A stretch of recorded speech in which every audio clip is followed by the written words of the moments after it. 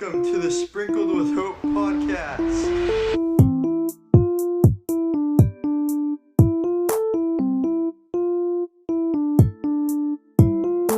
This is Jason. And this is Shane. And it's podcast time. Welcome back to your Sprinkle with Hope podcast. And we are so excited today to welcome our guest, Kamini Wood. We're so grateful for the opportunity that she has to come on and join us. So I'm just going to read a little snippet about her. And it says, "Hi there, I'm Kamini Wood, a certified life coach in Cary, North Carolina, sorry. I am passionate about working with high achievers to heal their relationship with themselves," which is super cool. We'll talk about that for sure. "As a recovering perfectionist and mother of two high-performing young adults, a professional ballerina and a Division I athlete, in addition to 3 other kids, I can relate to the overwhelming thoughts of never being good enough. That's why I'm on a mission to empower other high-performing adults and young adults to become the resilient self-leaders they were meant to be. My clients learn how to reduce stress and anxiety, overcome imposter syndrome, work through trauma, and rediscover their authentic me," which is your program, right? "And through my holistic approach, I can help you to quiet your inner critic, overcome self-judgment, own your own story, set healthy boundaries, and be unapologetically you." And I just love that, because Shane and I, we totally believe in just being us, right? And not having to put ourselves in a box. So let's talk a little bit about, overcoming self-judgment, because I think that's one of the things that we often do. We're a critic of our own self. So maybe let's walk through that a little bit, and what are some of the things that we do to ourselves, and then how can we kind of overcome that? Well, I think the thing that we do to ourselves most often is we allow the inner critic to take over. So we judge ourselves. That judge saboteur that we kind of keep in the back of our minds is the one that we allow to drive the car, drive the ship, whatever analogy you want to use. Yeah. And what we do is we believe those thoughts. And the truth is, we have a choice. We're going to have thousands of thoughts during the course of a day. Which ones do we choose to put our energy into? And which ones do we just notice and allow to subside and just kind of go off to the side? Now, that's so easy for me to say, a lot harder to practice. I Yes. totally get it. But it's about doing that self-work where you are noticing and becoming aware of those thoughts. That's really the first way that we deal with it. Is awareness is the doorway to change. So become aware of what that dialogue is. How are you talking to yourself? What are you saying to yourself? And then you empower yourself to make that choice. Do I want to continue down this thought train, or what do I actually know to be true about myself? And what have I done and shown up and proven to myself, not to others, but to myself, in order to shift the thought from I'm not good enough into I am perfectly good enough the way I am. Yeah, I was going to ask, how do we do that? But you just answered my question. There was a lot to unpack that Jason said you do. I love all the things we talk about, a lot of the same things. So that's why we're super grateful that you are willing to take the time with us. Something else I noticed on your website, you talk about breathing and how to tie that in. Again, I love that, because I think too often we forget it takes simple breathing to sort of ground ourselves. Can you talk a little bit about, I've learned some techniques and I do them every night when I lie down. I'm curious what your technique is and how you found to breathe better. To integrate that. Yeah. Yeah. So it's really interesting, because when I first started on my journey, it was all about cognitively, how do we deal with the thoughts. And through my training and then through my own experience, what I realized was there's the thought processes, the cognitive side, but there's the somatic side too. How is my body experiencing this? Right. Yep. And our bodies hold on to traumas. And I use the word trauma because there's big T trauma and little T trauma. And I think our experiences, whether they're the big T or the little T trauma, our body's going to hold on to it. And what I've learned is breathing, it being a life force, is the way that we can allow whatever we're holding on to kind of come up and out. So the breathing process that I've really utilized and ended up getting certified in is the deep breathing technique of you're actually breathing through your mouth. You're taking deep breaths in. It's a circular type of breath, and then you're breathing out. Now, you do have to take your time with it, because it's not just meditation breathing where you're kind of breathing in through your nose and and out through your nose, or in through your nose and out through your mouth. It's really conscious breathing of allowing that space from the deep core all the way up through the chest and out. And so some people actually start to feel tetany in their hands if they try to like force the breath out. But the reason why this breathing technique I find so helpful is it really does unlock the emotions that we tend to leave stuck and locked in our core. And so by breathing into that space, we're allowing it to come up and out versus continuing to hold on to it. That's so awesome. I love hearing different techniques of breathing, because I think breathing and breath work is so huge in how we deal with situations that arise.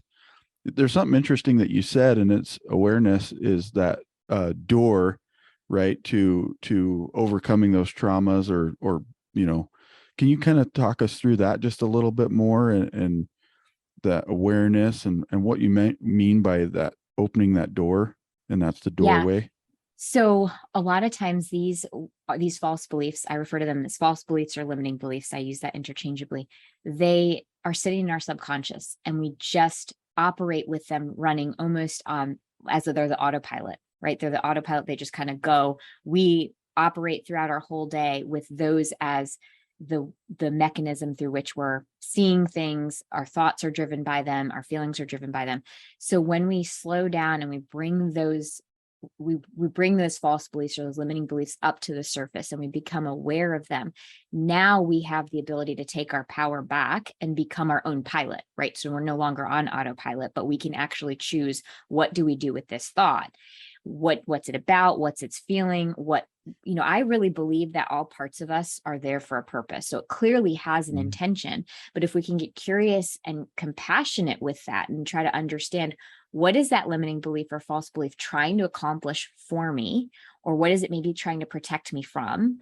We name that, we bring that to the awareness. Now we can actually challenge it and say, is it actually accomplishing what I want it to accomplish? Or is it actually holding me back? This happens a lot with self-sabotage, because we think that, again, subconsciously, the false beliefs actually keep us from putting ourselves out there. So with self-sabotage, for instance, we're afraid to fail. And that part of us that doesn't want to fail so badly takes over. We don't realize that it's taking over, and it actually creates the space for us not to succeed at the thing that we're trying to succeed at. So if we can get curious with it and say, okay, wow, this thing is trying to keep me from failing, but what this thought's actually doing is keeping me from even moving forward. What do I choose to do instead? Or what do I choose to do with this information? Now I can actually consciously choose, well, I see that I'm afraid of failing, and also it's 100% likely that I'm going to fail if I don't even try. Right. So therefore, I'm going to at least take one step that I'm not afraid to take, and I can move myself forward. Love your insight. I love that you have tied in the mind and those thoughts that we have. And if we don't want them, we just get them out. If there's things inside of us, inside of our soul, we can use breathing to get those out. I just love what we're talking about. So I also like to find out why does Kamini like to do what she does, or how did you even get into this field? So yeah, talk to us about that. I'll try not to be too long-winded, because it's actually many different. I am definitely the poster child for not a linear route to any one thing. So truth be told, I grew up in a Indian family. I grew up in a very predominantly white town. So I'm brown girl, white town, trying to fit in, trying to be accepted, right? I wanted to be accepted, didn't want to make waves. Parents are immigrants. They're working really hard, don't want to be a burden to them. So I took on very early in my young years, perfectionism and people pleasing. Why? Because if you don't fail and you don't make mistakes, people aren't going to notice you and they won't be upset with you. And if you make sure that they're happy, then of course, you're not making waves for them and you'll be quote unquote accepted. Didn't realize that that's what was happening. Clearly, I'm like 5 or 6 years old, but I took that throughout my adulthood. And then, of course, I went into project management. I was in part of the .com world, so just part of the whole business aspect. Ended up running my husband's law firm. So we built his firm from the ground up. And in that process, I really was in charge of kind of all the aspects. But what I really loved to do was kind of the human resources, where I was talking to the assistants and the paralegals and the attorneys about what they wanted to do and how they wanted to grow. And I just like, that's where I really felt at home, was helping them see what their potential was. Now, of course, I'm also mom to 5. So at the same time that was happening personally, I was seeing my children start to show people-pleasing behaviors and perfectionist behaviors. Raising a daughter who is now a professional ballerina and a son who is now a Division I athlete, like that overachiever, like perfectionist side was really raging in our house. Yeah. So, but then I also saw the people-pleasing aspect, and I realized that that was coming from how I was showing up. And if I wanted to break that, meaning I didn't want them to go through life thinking that their worth came from someplace outside of them. So I often will say that motherhood has been my catalyst, because it was being mirrored back to me, and I could see clearly what I couldn't see when it was just myself. Right. Recognizing that could be potential limitations for them. So I went through my own work and my own self-transformation to recognize, like, I'm still a perfectionist, I'm still a people pleaser, but now it's tempered. And also Sure. I look at it as it can be a strength as long as you don't lean too far into it. So like, for instance, my people pleasing allows me to do my work in such an authentic way, but also my clients truly feel that I'm there for them. But I also recognize that I have to make sure that I don't lean too far into it, where then it does become a weakness. So again, I told you it's a long-winded story. So you take that personal transformation and just journey, and I matched it with where I was professionally and what I was truly enjoying at the firm, and realized that that's what I was truly meant to do. I was meant to take those two things and help other people who might be on that same journey of, they are a high achiever, or they are an overachiever, overthinker, somebody who just constantly feels like what they're doing is not good enough and they have to do more, or looking at their accomplishments as the way that they determine their worth, and realize that that's truly what I'm meant to do, is to help others understand that their worth comes from their mere essence, their mere being. It's not associated with their accomplishments. And so even, like I said, raising a professional ballerina and D1 athlete, that's come up so many times just in conversation with them, because it is all about, you're constantly are striving for that external validation. And really what it is recognizing that first it has to happen at home within self. And when other people recognize it, that's wonderful and great, but we don't need that for our survival. Yeah, I love that. And I totally agree, because I think oftentimes we are looking for that outside validation for what it is we're working on. We want somebody to say, great job, you're doing wonderful, you're amazing, and, we really need to find that within ourselves first. And of course, it's awesome when somebody does that. Like, Yeah, and we can absolutely embrace it and be like, yeah, that feels really good, but we don't need it to be the thing that propels us forward. Yeah, 100% agree. So, one of the things you talk about is setting healthy boundaries. And I want to talk about that just a little bit, because I think as we're talking about ourselves and, being a critic to ourselves, I think we need to have a healthy boundary on both sides of us to make sure that we have a place that we can grow. So let's talk about healthy boundaries, and, what do you kind of teach or help your clients move through and set those boundaries for themselves or for others that are around them? I think what you just said is really important to note, is that we have to have our own personal boundaries, and then we set boundaries with others. In terms of healthy boundaries, what I first will talk to my clients about is just understanding the different types of boundaries. So a lot of us think that we have boundaries, and then we seem to end up in the same old patterns. And really what we have are porous boundaries, which are, I'm going to try to set this boundary, but as soon as somebody pushes back, it goes away, because I don't want to offend them, or I'm afraid that they will not like me anymore. And now suddenly I'm abandoned and alone. So it's really important to understand that boundaries and healthy boundaries are kind of like a fence. That's how I describe it, the metaphor I use, where you can see through it, you can talk through it. You're not walled off from the other person, which is more of a rigid boundary, but it is a fence nonetheless, where you get to open and close that gate, where you either step out or people can step in. And it's also, with fences, you can move them. So as relationships grow or diminish, whichever way they go, you can either move them out or move them closer, however you want to look at it. Versus porous boundaries are kind of like a house of cards, where we put the thing up, and then as soon as the wind blows, it gets knocked over. Yeah. But in terms of the the reason why I think boundaries are so hard for us to set is because there is a fear of how the other person is going to react. And the real truth of it is, the people who have the hardest time with us setting boundaries are the people who are benefiting from us not having boundaries. And when we recognize that and we kind of come to acceptance that that's really what's happening, it kind of gives us permission to recognize that, well, if that's the case, then maybe that's not somebody that I need in my world, or maybe not in the context that they were showing up in the first place. Because the truth is, if somebody really respects us and honors us, they will respect and honor our boundaries as well. I agree with that. And the thing is it's actually acceptable to say, I don't want that in my life. That's my boundary. I've said it. I'm not going to play with cards. I set my very clear boundary, and I'm not going to let you ruin that for me. So love your insight. So let's say that somebody met with Kamini and said, you know what, I just don't feel like I'm worth anything. What is something that you would tell them right away to start to build that within them? I know it has to be from them, but I'm curious what you would say to them. So what I often will say to people is, let's start at the beginning, which is let's realign and re-engage with yourself. And that comes down to, let's identify what your values are. Because most often when somebody says, and they come to the sessions and they're just like, I just don't see my worth, it's because they have lost that sense of self. So that's where we have to start, is how can we reconnect you to yourself? And so, yes, it sounds so broad stroke, like what are my values? But oftentimes when we start naming, more times than I can count with my clients, they are like, yeah, let's do that. And then as soon as we start doing, they're like, I don't know. And that I don't know is so insightful on their part, because really what they're saying is, I have totally lost that connection and I'm actually a little bit afraid to figure it out.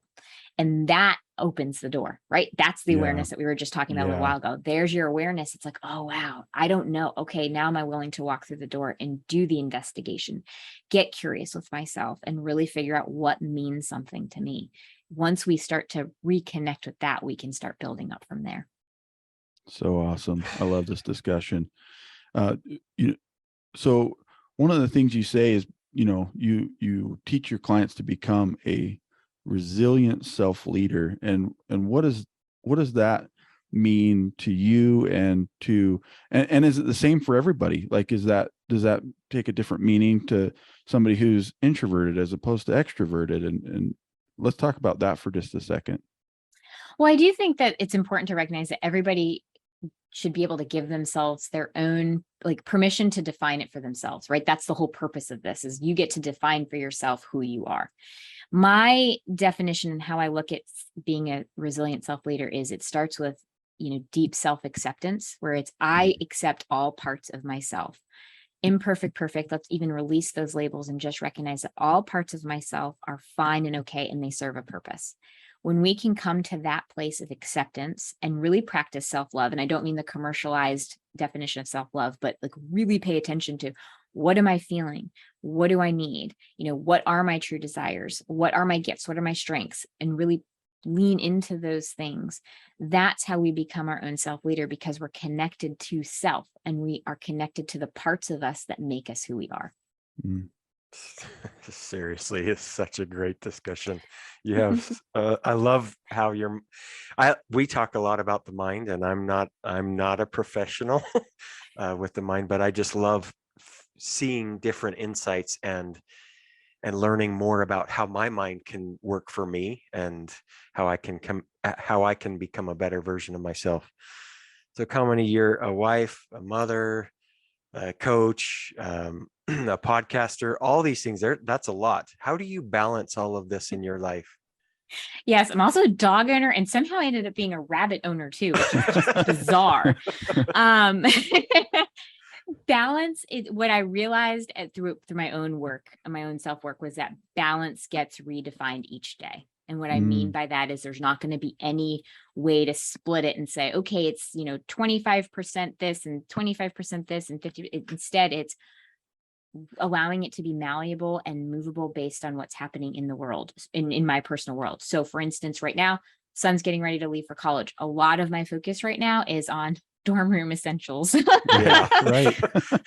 and recognizing that it's okay if I'm not as engaged with maybe my podcast right now, because it's going to balance itself out. So it's giving myself permission to move it. And one day something's going to need more of my attention. And then the next day, maybe it flip-flops, and coming to that place of radical acceptance that that's just what works for me. I think when I was striving to quote unquote get to that balance, it was this place that I could never achieve, because how can you everything be the exact same every single day?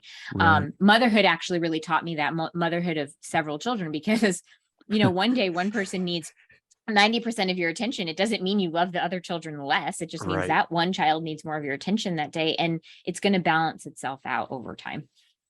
That's so awesome. Seriously. Love that. And I love that insight, because I totally agree. I just had a sick son recently, and he needed a lot of attention. And, my middle son was, not on the back burner, but he didn't need all that attention right at that time, because he was feeling fine and he didn't need it. So I love that. So near the end of our podcast recordings, Kamini, we do a thing called the double down dose. And it's 2 questions that we love to ask all of our guests. And we love to get the insight back from these questions. They're so diverse in how they're answered. But the first part of the double down dose is what is your definition of hope? That's a really good question. My definition of hope is, gosh, there's so many ways that I could answer this question, but I truly believe that when I feel the most hopeful is when I'm in alignment with my own self and my own being. So for me, it's all about going within and coming into connection with self, and also my higher guides, right? So for me, it's about that connection. And through that, I'm able to access what's possible. Beautiful. So cool.